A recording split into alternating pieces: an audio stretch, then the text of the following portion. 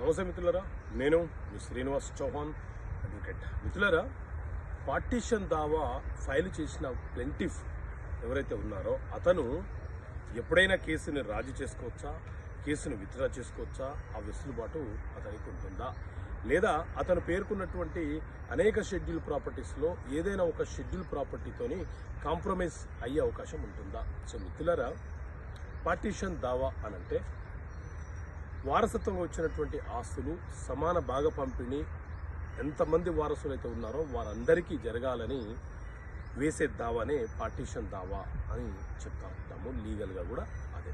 అయితే ఈ పార్టీషన్ దావా కేసు వేసినప్పుడు ఎంతమంది లీగలేట్స్ ఉన్నారో వాళ్ళందరినీ పార్టీగా చేరుస్తూ ఏ ఒక్క వారసుడైనా దావా వేసే అవకాశాన్ని కలిగి ఉంటుంది.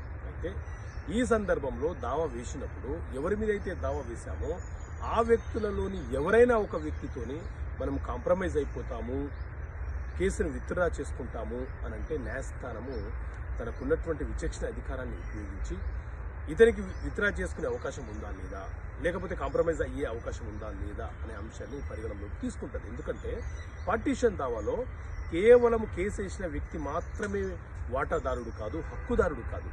ఎంతమంది మీద అయితే కేసు వేశారో, అంటే డిఫెండెంట్స్గా ఉన్నటువంటి వారసులు ఎంతమంది ఉన్నారో వాళ్ళందరూ కూడా ఈ ఆస్తిలో వాటాదారులే, హక్కుదారులే.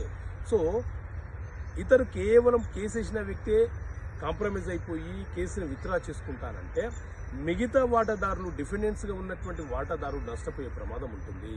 కాబట్టి వారి యొక్క హక్కులను కూడా న్యాయస్థానం పరిగణనలోకి తీసుకొని తన అధికారాన్ని ఉపయోగించి అవకాశం ఇవ్వాలా లేదా, విత్డ్రా చేసుకునే అవకాశము, కాంప్రమైజ్ అయ్యే అవకాశం ఇవ్వాలా లేదా అనేది ఆలోచించుస్తుంది. అదేవిధంగా ఒకవేళ ప్లెంటిఫ్ విత్డ్రా చేసుకునే అధికారాన్ని కలిగి ఉన్నాడు కాబట్టి విత్డ్రా చేసుకుంటే ఎవరైతే డిఫెండెంట్స్ ఉన్నారో వాళ్ళు ప్లెంటిఫ్గా కూడా మారవచ్చు అని సివిల్ ప్రొసీజర్ కోడ్ సిపిసి చట్టం చాలా స్పష్టంగా చెప్తున్నటువంటి అంశము.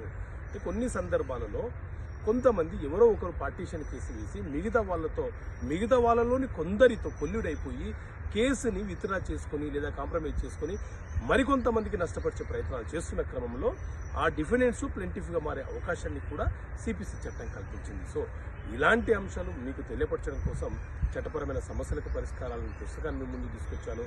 ఈ బుక్ కావాలనుకుంటే ఇక్కడ కనిపిస్తున్న నెంబర్ కాల్ చేసి ఈ పుస్తకాన్ని మీరు పొందవచ్చు. ఓకే మిత్రులారా, థ్యాంక్ యూ. జై హింద్.